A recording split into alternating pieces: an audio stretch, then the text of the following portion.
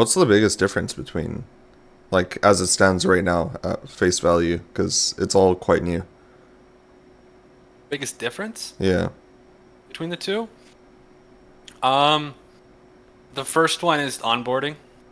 Yeah, I mean, Aster's way simpler to onboard. That's for Way sure. simpler. Like, for how many chains? Four different chains. Mm-hmm. Mm-hmm. So it's way easier, and you can't fuck it up as much as you can Hyperliquid. Like if you buy Yeah, true. USDC on like Ethereum and then you got to bridge over, Mm-hmm. oh well, that mistake cost you 5%. Yeah, yeah, yeah, yeah. True. So just the ease of access for retail, and then with the name associated with it, like Hyperliquid's really trusted. That founder Jeff, he's actually really smart. He's a killer, Mm-hmm. right? Mm-hmm. But so is CZ, Yeah. and people know and trust Binance more. I mean, it's just had, you know, a lot more experience, right, than Yeah, Hyperliquid at yeah, this point. absolutely. And And I think, like, as well, the Binance had already made its big mistakes, and it's been forgiven for those yeah, mistakes, Where Hyperliquid has yet to make its big oopsie, like, publicly, yeah, in the same yeah, way. yeah. Yeah. One interesting thing, like Hyperliquid, some people tried exploiting Mm-hmm. some of the pricings for it, Yeah, yeah. right? And then when that happened, right, they ended up like reverting it and then saving people's the money. So the exploiters, like some people were upset Oh. about it. Some Mm-hmm. people were obviously quite happy with Yeah, it. yeah. It happened a few months ago, but it was really interesting. They were fucking with like, there's a thing called an oracle price, Mm-hmm. right? Because there's the price the asset trades at, and there's the oracle price, which Oh, can be different. yeah. So they were doing some kind of exploit with like Mm-hmm. a lower volume, lower liquidity coin, Yeah. and a lot of people lost out of it. And what Mm-hmm. they did is they just hard coded the oracle price. That doesn't sound very And decentralized. yeah, yeah, yeah, I know, right? Yeah. That was like, so Yeah, that's that an was like, interesting argument. yeah, Because what they're doing yeah, is the right thing to do for a customer. yeah, yeah. But at the same time, it kind But of goes against the rules, huh? absolutely, it's like you will just Yeah. use the cheat codes and revert the oracle price. Shame Yeah. on you. Mm. What Like was no, the. it's nothing like. Say that again. Oh, I was going to ask what the general consensus was around that. Was it like more positive towards people like happy Hyperliquid did that, or they're more upset people? You know, I don't think they lost any users from it. You know what I mean? So Mm-hmm. I don't see people talking about it now. So I think Yeah. overall it was fine, and they fixed it, they patched it. Yeah. Um, so it's all good. But that's like Mm. that exploit. It wasn't as big as I guess some of the shenanigans Binance used to get up to. Yeah, yeah. Right? That was much more in public. Mm-hmm. Like it was aware to the public, I guess. Yeah. And it was also at the same time that FTX was like collapsing as well. So it was just all the major exchanges just got a big overview of like how legitimate are Yeah. these companies. And then when you start doing the digging, you're bound to find something. And Yeah. Binance obviously had a few skeletons in their closet to unveil. Yeah, I mean, he went to prison for it, and He now he's did. back. A reformed kind of guy. They paid a few $1 billion in fines, Yeah. right? That's a punishment. And then I think they've Yeah. learned. And I think like CZ he's a competitive guy. Mm-hmm.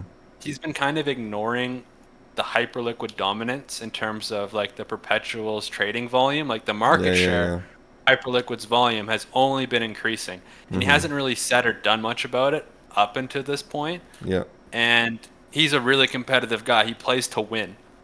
True.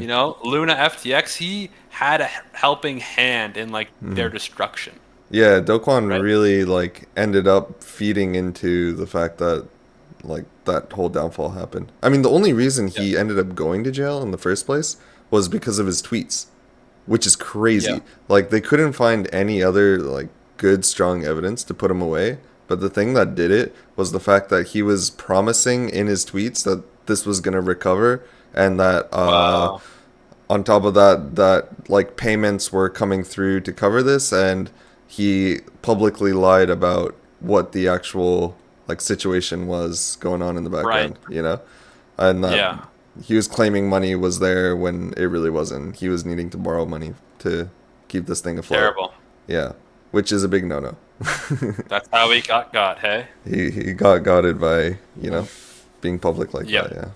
Yep. And it like right now Hyperliquid is definitely the better product, Mm-hmm. but people are thinking about Aster and buying the coin is like not how it is right now, but Mm-hmm. how it could be in the future with Binance's and CZ's full support. You Mm, know, like what could they do with it in the future? yeah. I think it'll be really important to monitor like how the open interest and volumes continue on it, Yeah. or like are people actively using it Mm-hmm. or what?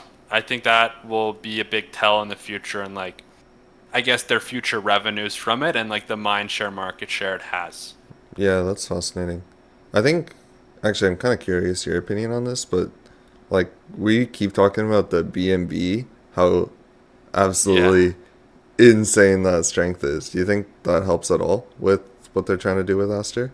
Or is it not really definitely. correlated? It sets a precedent, I think, where CZ owns 70% Mm-hmm. of the supply for BNB, and it's at $1,000 from zero, and he Mm-hmm. hasn't dumped it on everybody's faces. Yeah, yeah. So there's like a Mm, trust there, I think, yeah. that others wouldn't have if they built the decks, Mm-hmm. right? Mm-hmm. So I think he has all the fucking money. So Yeah, yeah. you got to ask like he isn't aiming to do this with the intention of like solely making money. He wants to make a hyper liquid killer. That's Yeah. what he's going to go after. That's his aim. And Mm-hmm. how much faith do you have in him to do that? Mm. How much faith Right? do I you mean, have? well, what's interesting, the fees are a little lower in Asterdex right now, Mm-hmm. just in terms of like without any like the base fees, I guess. Because in Hyperliquid, you can reduce the fees if you're holding hype or you do a certain amount of volume, Mm-hmm. right? So for a market order for Asterdex right now, it's 3.5 BPS. Yeah. For Hyperliquid, it's 4.5. And it's about that Mm. same difference for the limit orders too. Mm. Um, But I think I'm going to use Asterdex. Like I want to integrate it. We're planning on integrating it into Crypto Trend System. Mm. I think our strategy works extremely well to farm the airdrop over the Yeah. next couple months and get a bunch of Aster just for doing the strategy we were already doing. Yeah, I mean, it makes sense. And there's some, like, with any new development like that, especially when it's behind a name like CZ, it's Yep. gonna attract talent and it's gonna attract projects that are gonna scale the entire system, you know? And Yes. Yes. Yes. not to give like publicity to like competitors in the space, but like the other people that do uh, or like are involved in trend systems for crypto, certainly no one is gonna have the, I guess, size that we do to go and Yep. quickly move to Aster and scale there. In Not a comparison, chance. not a chance. There's just too many things in place for them to really maneuver that quickly and take advantage of this time. So, No one can yeah. pivot as fast as we can Mm-hmm. and operate how we do. Yeah. Lean, mean fighting machine. Definitely scrappy. Yeah. What do you think about Like, decentralization around this subject? Like specifically in regards to trend? oh, Like kind of the conversation we had earlier about like having a centralized companies versus decentralized. And it doesn't have to be for trend. It can be oh. just for anything in general. But I'm kind So of an curious. interesting concept, right? Just Mm-hmm. to familiarize everybody is you could make, in theory, a token that's decentralized and follows the trend system, crypto trend system, and like the strategies it trades. So if trend goes up, the coin goes up, Mm-hmm. right? And that offers some pros and cons. The pros are being like it would be extremely easy to buy and sell it, Mm-hmm. your exposure, the onboarding, all that would be dead easy. And then the downsides would be, um, pros and cons. It's like, how do we get our cut? It would probably be either an annualized percentage or it'd be a percentage of profit. Right now, at Crypto Trend System, we don't charge at all for any of the profits you take. but in a tokenized kind of in decentralized token, we would 100% be, just taking a share of the profit, and um, that's how we'd stay alive as a business. Yeah, that's interesting. I think that's like longer term end game.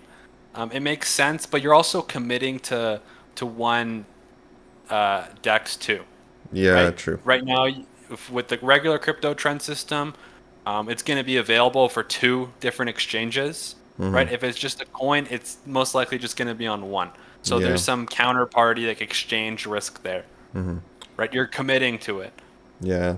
And the whole idea of like what we just mentioned about pivoting, like once you commit to something like that, it'd be so hard to undo all of that and then like move to another thing if it seemed like that was the better option. You're kind of all in on one exchange. You would have to go all in, and that would take a lot of conviction and faith. Yeah. And there's like some small bias that comes into play. I mean, we've seen that with the people that have committed to Hyperliquid as their main project as well. Is like when you commit to something, you have an obligation to have some emotional attachment to the project that you're working with. And the entire thing that we're trying to build is the fact that it's emotionless and that you don't need to have any bias at all. And Yep. I think that's something that's always going to be in the back of our minds when creating CTS is the fact that I think so. there's no guesswork involved and there's, regardless if I like Ethereum, like ADA, like XRP, it's all going to just run on trend. And same applies to how it's Exactly. being built as well. Yeah. Yep. Just like the systems, like the trading systems, we want them to be fully objective and systematic. No real personal feelings. Yeah. Like that kind of discretion is involved because that just introduces room for mistakes and errors that go against what we believe in, right? Yeah. Uh, was there anything else you wanted to touch on in regards to Aster? I'd say, to end it would just be to check it out yourself. It's extremely easy if you have a Phantom wallet or a MetaMask wallet. There's four different chains that could bridge onto it. Um, it's available for me in Canada, no problem. So I would think that, jurisdictionally, maybe it has some more availability if, you had to connect with a VPN to Hyperliquid as of right now, Yeah. Yeah. No, I think that's it for Asterdex. Just super interesting project. It's brand new, so lot we're still yet to see. Yeah, exciting times. I love when new projects like this enter the space, especially when they're backed by the monster that Binance is. I think it shows a lot of promise, and whenever there's a project like this that comes along, not only is it good because you have a brand new toy to play with, but also because it forces everyone else to level up their game as well. And I think Yep, competition is always healthy for the space, so I'm looking forward to seeing the progress on that. I agree.